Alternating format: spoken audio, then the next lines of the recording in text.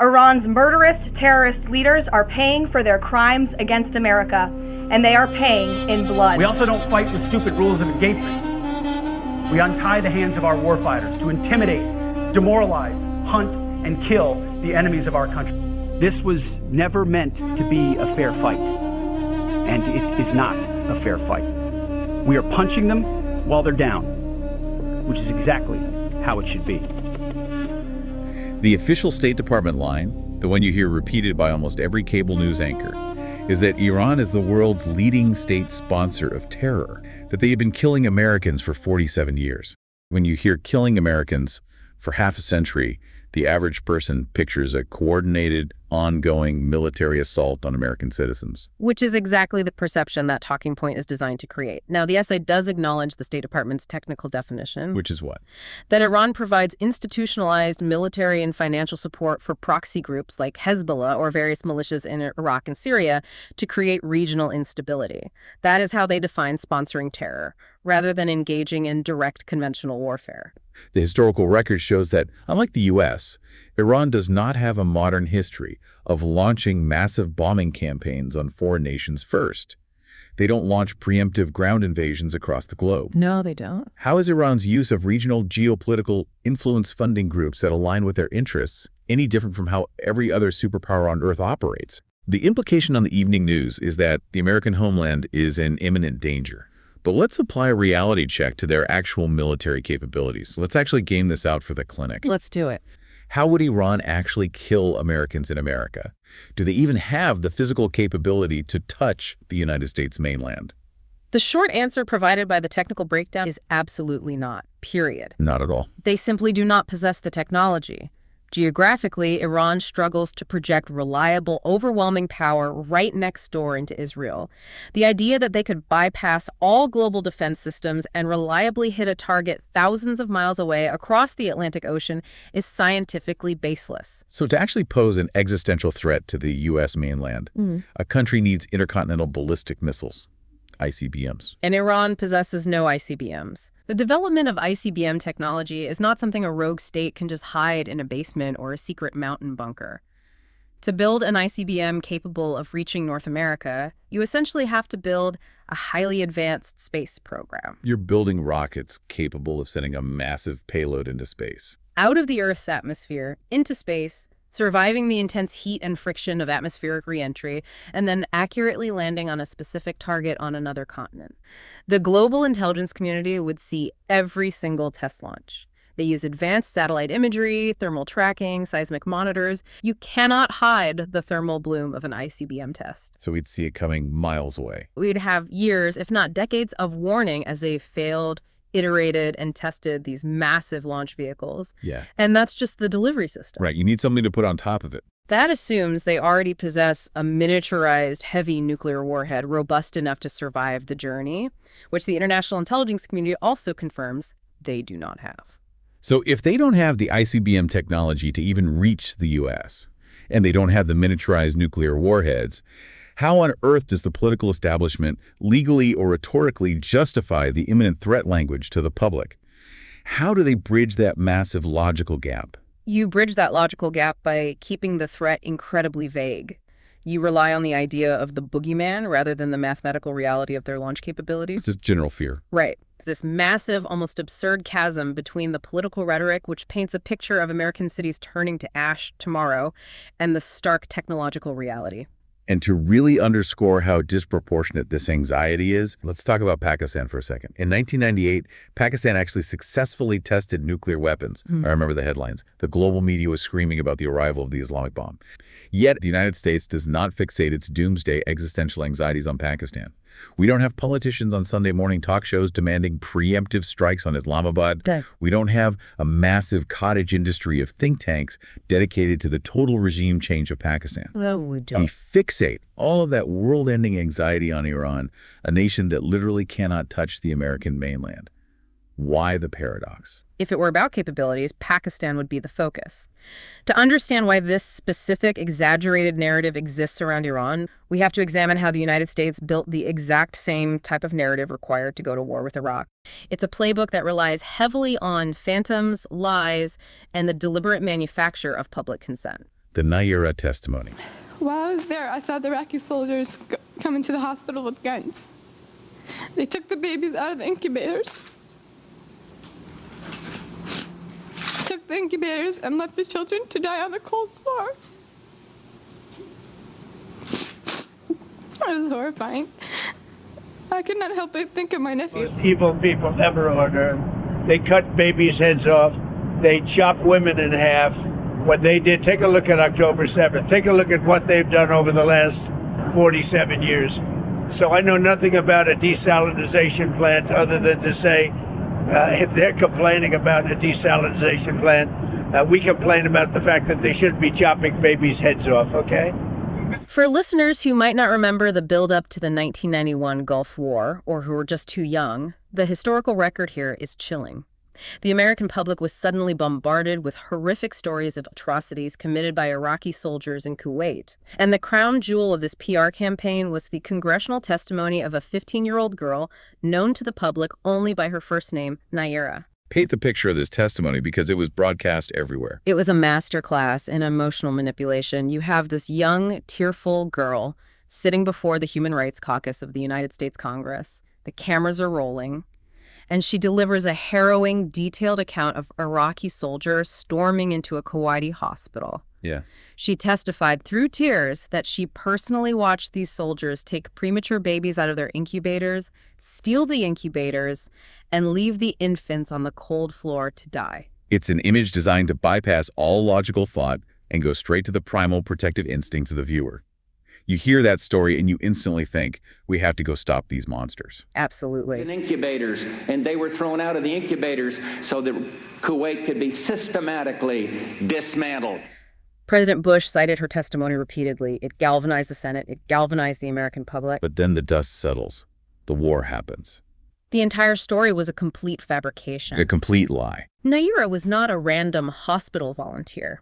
She was the daughter of the Kuwaiti ambassador to the United States. And that heart-wrenching testimony, it wasn't a spontaneous recounting of trauma. It was orchestrated, written, and coached by Hill and Knowlton, a massive American public relations firm. Hired by a Kuwaiti front group to sway American public opinion toward war. It was literal theater. The essay uses this to establish a crucial, recurring pattern in American foreign policy. We hear about incredible, barbaric atrocities first. We use those specific stories to whip the public into a frenzy to justify military action. And only years later, when the bombs have already fallen and the money has been spent, do we find out it was a lie manufactured by a PR firm. This exact same psychological playbook was pulled out of the archives and used again in 2001 and 2003, this time by the second Republican president, George W. Bush. This is the era of the invasions of Iraq and Afghanistan. But the narrative shifted from babies on the cold floor to weapons of mass destruction, WMDs. Yes. While the Bush administration was warning the world about mushroom clouds over American cities, Saddam Hussein was actually begging for international weapons inspectors to come into his country. He was pleading with them to look wherever they wanted just to prove he had absolutely nothing. But the reality on the ground didn't matter. The narrative of phantom science fiction weapons had already taken root in the media and the political establishment. How does a government convince its own lawmakers, people who theoretically have access to intelligence, to support a massive trillion-dollar war based on phantoms? Now, Dick Armey was the House Majority Leader. He was a very prominent, very powerful Republican leader at the time. Right, not some fringe outsider. Armey initially looked at the intelligence and warned against an unprovoked attack on Iraq. He thought it would be a massive geopolitical mistake. So if the House Majority Leader is against the war, how do you flip him? He was pulled into a room by President Bush and Vice President Cheney, and he was given access to what he thought was the absolute highest level of secret information. And what did they tell him in that room to change his mind? They told him that Iraq possessed suitcase nukes. They claimed Saddam had miniaturized nuclear weapons that were so small they could be carried by individual ground personnel across the border or smuggled into American cities in the trunk of a car. Wait, hold on. Suitcase is like literal Hollywood action movie stuff. That sounds exactly like the plot of a 90s blockbuster script. It sounds like a Hollywood script because, scientifically and logistically, it was fiction. The physics required to miniaturize a nuclear payload, the shielding required to carry it without killing the person holding it, the maintenance required. It's incredibly complex technology that Iraq simply did not have. But that's the point, isn't it? It was designed to sound terrifying, not scientifically plausible.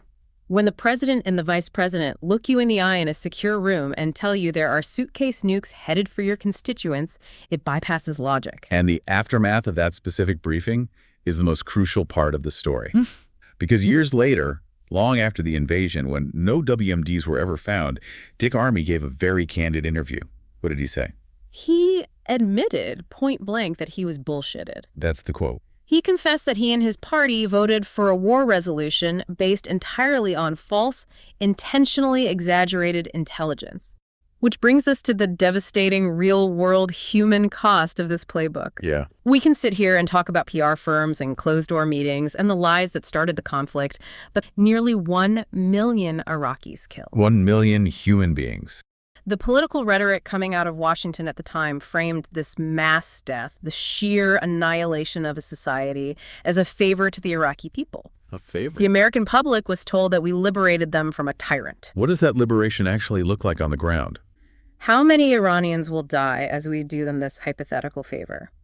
If the liberation of Iraq cost nearly 1 million lives, destroyed their infrastructure, and destabilized the region for a generation, what is the acceptable, calculated body count for the liberation of a country as large and populated as Iran? Right. To ensure we understand exactly what that slaughter looks like in practice, the Al Mansour restaurant bombing. This wasn't a military base, it wasn't a bunker. It was a commercial restaurant in a bustling neighborhood in Baghdad. The context is that the U.S. military received raw intelligence that Saddam Hussein might be eating at this specific restaurant on a given day. They didn't have absolute confirmation, just a tip. The United States military flew over the neighborhood and dropped 4 2,000-pound bombs in the building. We need to pause and explain the physics of a 2,000-pound bomb because the term gets thrown around casually on the news. Yeah, please do. A single 2,000-pound bomb has a lethal fragmentation radius of over 1,000 feet. It creates a crater 50 feet wide. The concussive wave alone turns internal organs to liquid. It is designed to obliterate reinforced concrete infrastructure. And they dropped 4 of them. 4 of them. On a restaurant, in a city. Yeah. They completely leveled the building, cratered the earth, and killed every single innocent person inside. Waiters, cooks, families eating dinner, just on the off chance of assassinating one foreign leader, who it turns out wasn't even there. Massive, indiscriminate civilian casualties. Dropping 8,000 pounds of high explosives on a civilian restaurant in a densely populated urban center was signed off on, executed, and deemed an acceptable tactical decision. Imagine a packed diner in your hometown being vaporized from the sky just because a corrupt mayor might be having coffee inside. Right. That is the reality. This is the actual reality of the American military playbook in the Middle East. We have to ask the fundamental question of our clinic. Why? Right, why? What is the actual root of this deep-seated, seemingly irrational animosity between the United States and Iran? To understand the present, you have to wind the clock back all the way to 1953. This is the origin story. This is the inciting incident of the modern U.S.-Iran relationship. It's a story of a superpower acting as an arrogant, violent bully simply because it didn't get its way. Let's trace the timeline back to 1953. At that time, Iran had a democratically elected leader, Prime Minister Mohammad Mossadegh. And Mossadegh made a decision that was incredibly popular with the Iranian people, but incredibly unpopular with Western powers. He decided to nationalize Iran's massive oil reserves. Exactly. He believed that the natural resources of Iran should benefit the people of Iran, not British and American oil conglomerates. And how did the West respond to a sovereign nation deciding what to do with its own dirt? The CIA and British intelligence orchestrated a violent coup to overthrow the democratically elected government of Iran. They ousted Mossadegh and installed a leader who would be compliant. Who would play ball with Western corporations? Mohammad Reza Pahlavi, the Shah of Iran. Now, it's vital to look at exactly who the United States installed. He was a brutal, oppressive dictator who utilized a secret police force, the Savak, to torture and murder thousands of political dissidents. The Shah's regime was known to lock people inside a movie theater, barricade the doors, and intentionally set the building on fire, burning innocent people alive to send a message of terror to the populace. He was a monster. But he was our guy. His horrific human rights abuses, his torture chambers, and his theater fires were entirely overlooked and even funded by the United States government because he fulfilled 2 key geopolitical requirements. What were they? First, he agreed to trade his oil in U.S. dollars, bolstering the American economy. Second, he refused to sell oil to the Soviet Union during the Cold War. As long as those two strategic boxes were checked, he was supplied with American weapons, funded with American dollars, and protected by American intelligence. Which inevitably, historically, leads to a boiling point. You cannot oppress a population like that for a quarter of a century without an explosion. That explosion was the 1979 revolution. Right. The Iranian people rose up, overthrew the Shah, and reclaimed their country. Now, the Iranians did to a brutal, torturing dictator exactly what the United States constantly claims it wants to do around the world today: remove an oppressive tyrant. Yet the U.S. political establishment treated this revolution as an unforgivable affront. They treated it as if Iran were the 51st state of the United States that was unlawfully rebelling against Washington. How dare they overthrow the dictator we installed for them?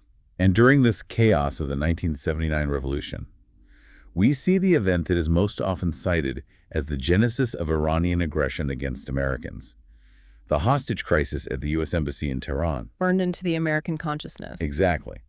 The sheer, senseless tragedy of this entire 25-year timeline. All of it was essentially to prop up a man who was going to die of natural causes a year after he fled anyway.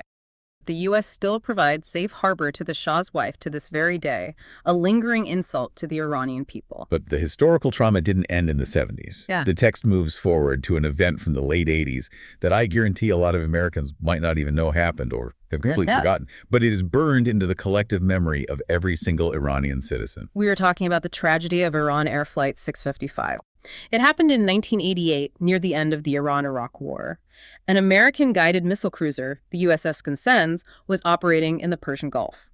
Now, keep in mind, this is one of the most technologically advanced warships on the planet at the time, equipped with massive, sophisticated radar arrays. Right.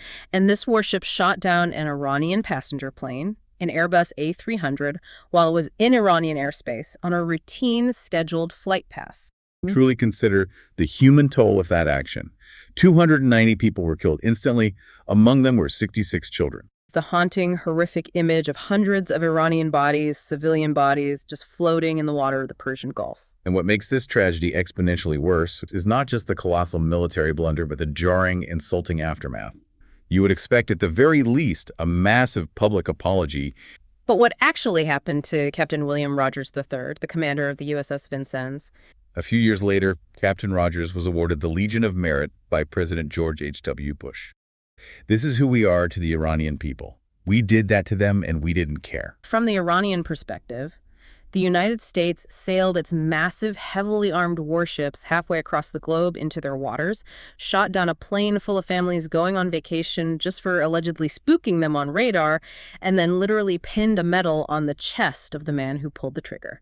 When politicians on TV ask, with complete bewilderment, why Iran views the United States as a great Satan or a massive threat to their existence, look no further than the bodies floating in the water after Flight 655. And despite all of this brutal history, despite the coup that stole their democracy, despite the Shah's torture chambers, despite the downed airliner and the medals awarded for it.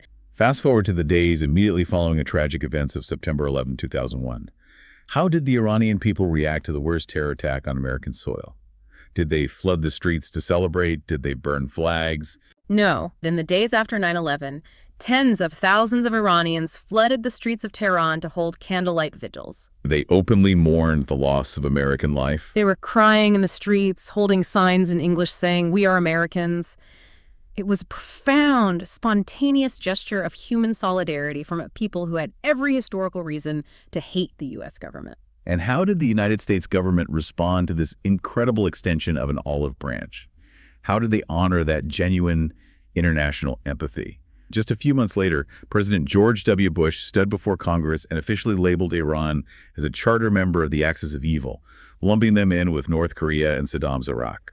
So if that is the historical trauma that Iran is holding on to, how is the modern United States military responding to that dynamic today?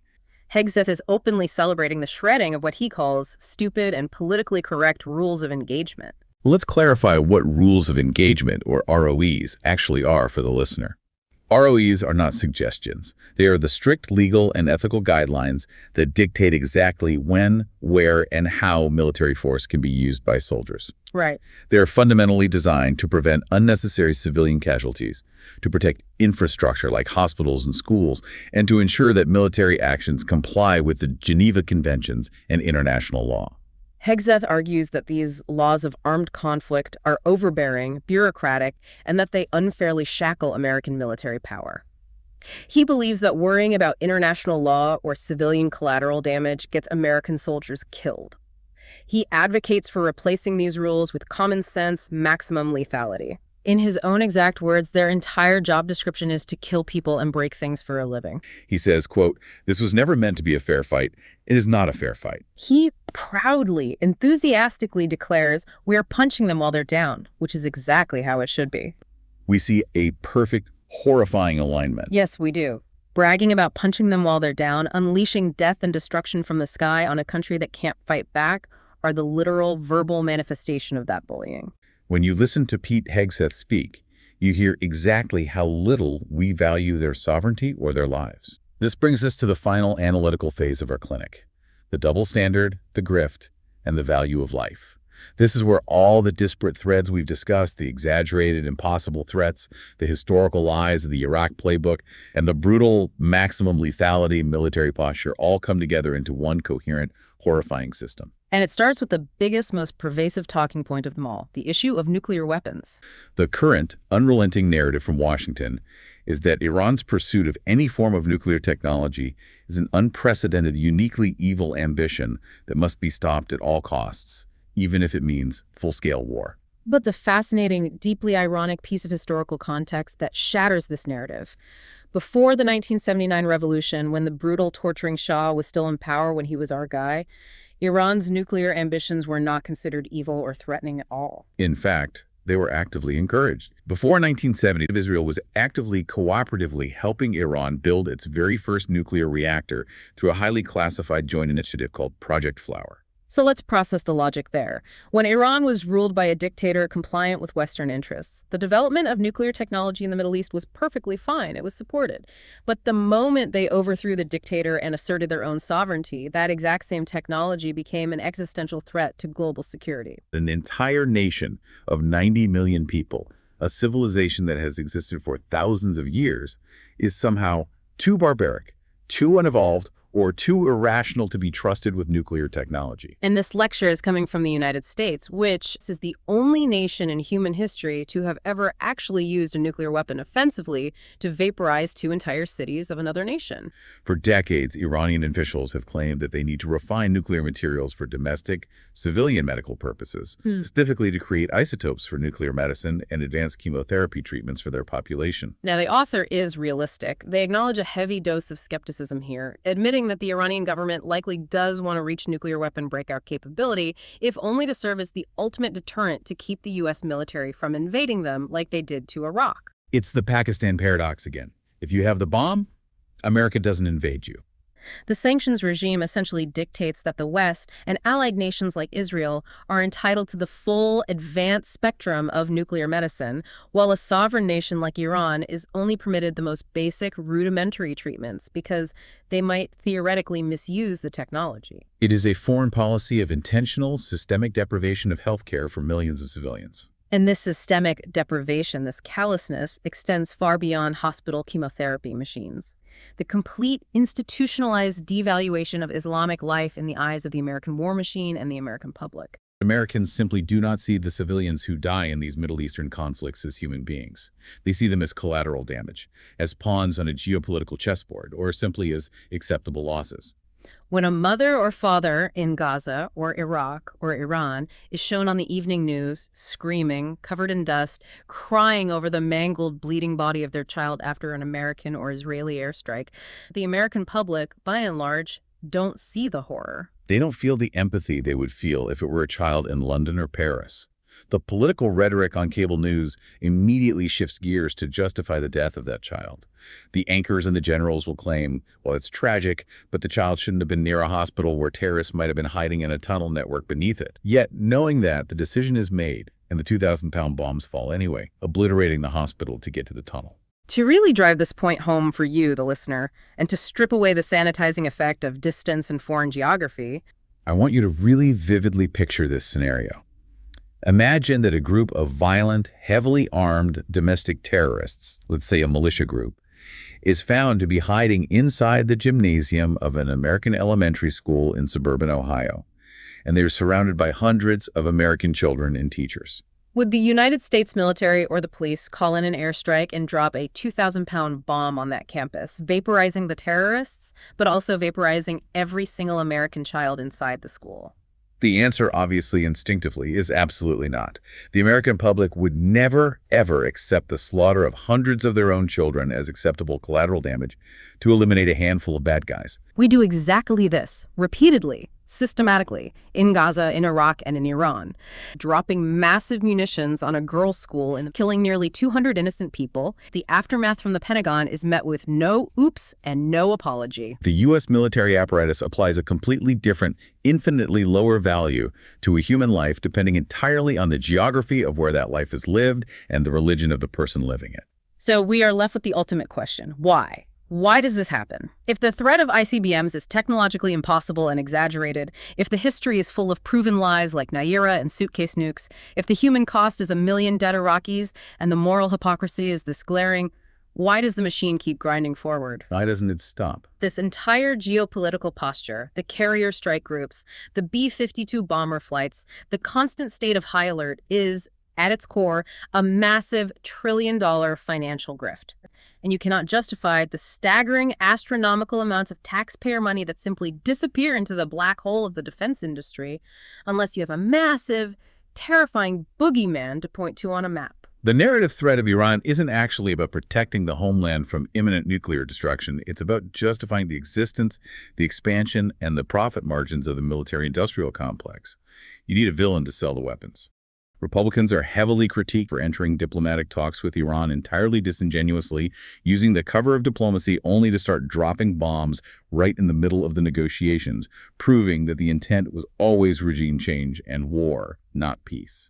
A nation whose political identity is deeply tied to the Second Amendment, the absolute reverence for the right to bear arms for self-defense against tyranny, turning around and telling another sovereign nation like Iran that it has absolutely no right to defend itself, no right to possess advanced weaponry, and must submit to constant surveillance and threats of annihilation. When the 2028 presidential election rolls around, both the Democratic and Republican candidates will be standing on debate stages, arguing over who is tougher on terror, effectively debating who is willing to drop more bombs on a nation of 90 million people the fastest. And this brings us to the conclusion of our deep dive, the end of our Talking Points clinic. We have covered an immense, heavy amount of historical and geopolitical ground today. We started by looking at the official narrative of Iran as an existential homeland threat, and we contrasted that fear-mongering with the stark technological reality that they simply do not possess the ICBMs or the capability to reach America. We walked through the dark history of the Iraq playbook, the phantom WMDs, the fabricated PR coach Nayirah testimony, the absurd Hollywood fictions of Suitcase nukes, and the tragic, candid admissions of lawmakers like Dick Armey who were actively misled by classified briefings to vote for a war that killed 1 million people. We traced the deep, festering historical roots of the animosity, proving it didn't start in a vacuum. We went from the CIA-orchestrated coup in 1953 that destroyed Iranian democracy to install a brutal, torturing dictator, to the tragic, enraging shooting down of a civilian airliner holding 290 people, to the post-9/11 betrayal of Iranian empathy. We examined the terrifying rhetoric of the modern military posture through Pete Hegseth, where the Department of Defense is abandoned for the Department of War, where rules of engagement are shredded, and where maximum lethality and death from the sky are celebrated as liberation. And finally, we confronted the deep double standards regarding nuclear technology, the chemotherapy embargoes, and the sheer, heartbreaking devaluation of civilian life that underpins the entire trillion-dollar military budget grift. The relevance of this clinic for you, the listener, cannot be overstated. The next time you're watching the news or a casual conversation at a dinner party turns to the Middle East, military budgets, or the idea of liberating another country through airstrikes, you now possess a thorough, historically grounded toolkit.